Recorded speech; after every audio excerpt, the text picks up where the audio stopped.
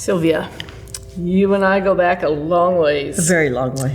And you may even have some stories to tell about that. So, you have a picture, don't you? I have a picture of you and me when you were probably 5 and I was probably 3, something like that, looking over the rock-bound coast of Maine at a place called Two Lights. Your family came up to Maine. There was some sort of denominational meeting. Your father was a conference treasurer and my father was a conference treasurer, and they got together for something. Mm-hmm. And we have this lovely picture of the two of us looking out over the ocean. That's the beginning of a long friendship. It is indeed. And we both found our way to Walla Walla. So how did that work for you? Well, that was kind of an interesting story. So I was in Korea and ready to come home. I'd spent 4 years there. And I was ready to come home, and I was looking for a job anywhere, frankly. So I put my name in on the list of, returned missionaries and started looking for a place. And someone came up with Walla Walla, and it was a place I'd never been. And I said, well, there are a few people I know at Walla Walla. First of all, Cliff Sorensen was president, yes, and he'd been my very first boss. And then I knew Vern Wetchy because he had been teaching at PUC when I was teaching at PUC Prep. And then I knew you. Mm-hmm. So I had someone from the administration and someone from the teaching profession and so on. Mm-hmm. So I said, well, you can go anywhere and last for a year. And this was only a job for a year. Rick Emerson was on sabbatical. And when the year was up, then they called and said, somebody else is moving up, and you can kind of slide in here at the bottom. Yeah. But what I came here for in the first place was to teach English as a second language. We had a lot of international students at that point, and there had been not very much screening about whether or not they were capable of taking classes in English. And so I started a program in English as a second language, which we kept up for a number of years.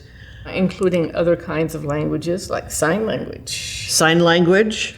I had a student, and I refused to teach a student I couldn't communicate with at least a little bit. Mm-hmm.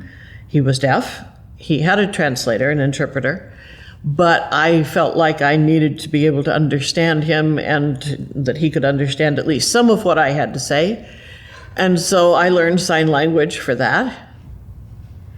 You've developed also interests in curriculum development and other campus involvement. But curriculum particularly, I just remember as being an important part of your contribution here. That's the committee that I've been on the most, and it was the one I liked the best, so I'd re-up for it if I could. I liked being on curriculum committee. It wasn't some of the angst that you had with rank and tenure committee sometimes, but you got to find out what was going on anyway in curriculum committee, so it was a good place to go. Gary Wyth, our chair at some point, used to call you our Geiger counter. Yes. I was the Geiger counter. I was the person who could think up any way that something could be misunderstood, or any way that something could go wrong. That was one of my talents. One of your major contributions has to do with technology.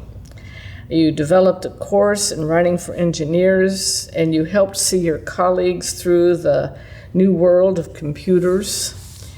I kind of remember the days when each department finally got one computer. I remember those days too, yes. We could sign up for it. I remember the year that we finally required everyone to do their college writing papers on the computer. Yeah. And that was the year that the breaker board for the whole campus fried. Here we were, it was dead week. And we had students lining up on our front lawns asking to use our computers, and could they please take a hot shower? So because that was the one place where the electricity went through for the whole campus. But nevertheless, we survived, we got through it, and now we wouldn't think of taking a paper that wasn't done on a computer. Right. You have a love of solving tech problems and all other kinds of problems.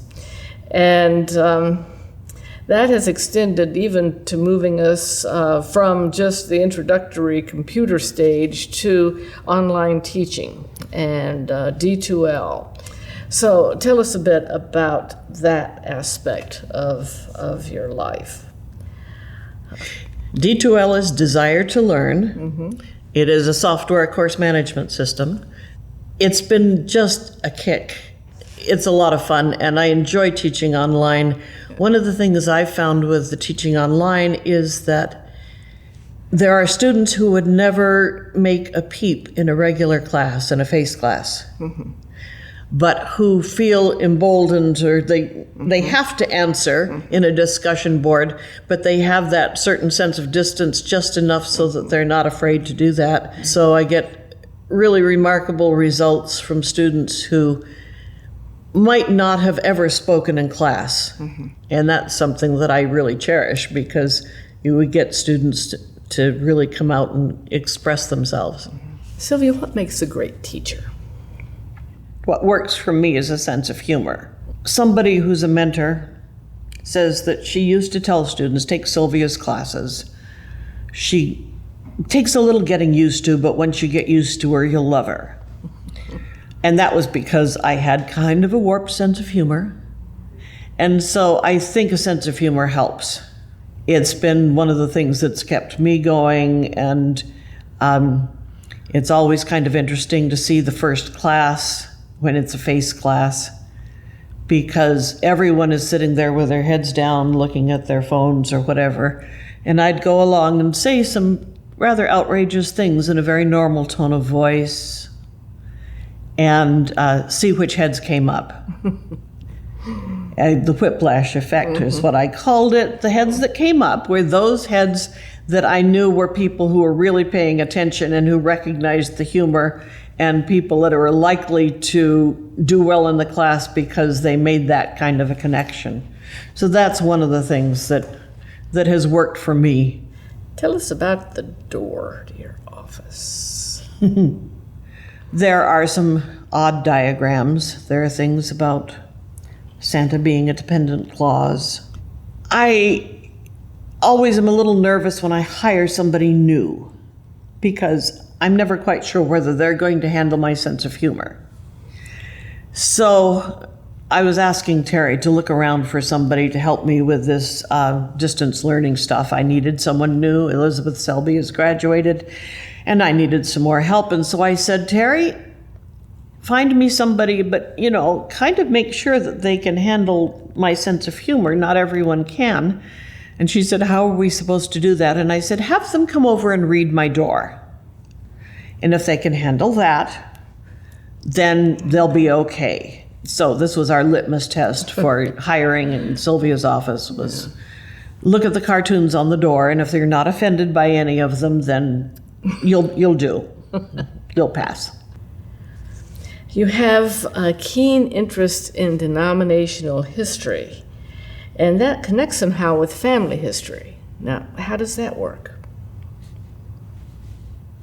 Well, if I had been a boy, Yes. I would have been John Byington Nosworthy. Yes. As it is, I was saved from that. But I am Sylvia Byington Nosworthy, and my great-great-grandfather was John Byington, the first General Conference president. Other thing that brought denominational history to life as far as I was concerned was that I lived in Portland, Maine, where Mrs. White lived when she was a child, and so on, as Ellen Harmon, and all of the different places that were of denominational history interest around that area. When I was a child, my father was the one who always took people around, anyone who showed up at the conference office, and said, I want to see the places of denominational interest. People from everywhere in the world. We had missionaries, we had tourists of all sorts, and every time that this happened, he'd come home and pick me up and take me along, so that by the time I was 7, I could give the speech. I just couldn't drive.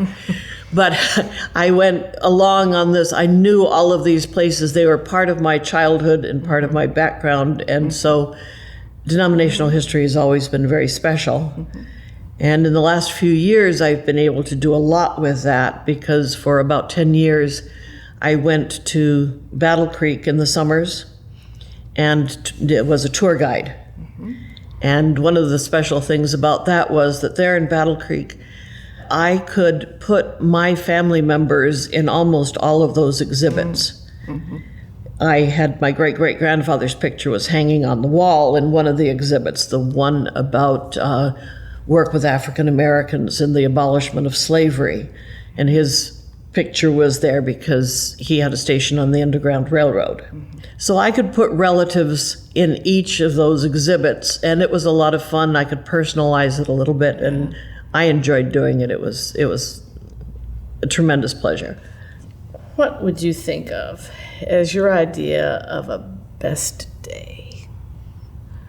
Often, some of my best days are days when I'm driving cross country and listening to books on tape and looking at the scenery. That's one of the things that I enjoy doing. What would you like to tell your former students? I'm friends with a lot of them on Facebook. I have Academy students from San Pasquale and Academy students from PUC Prep. And college students as well. I've got students from all of those levels that are my friends on Facebook. They've taken some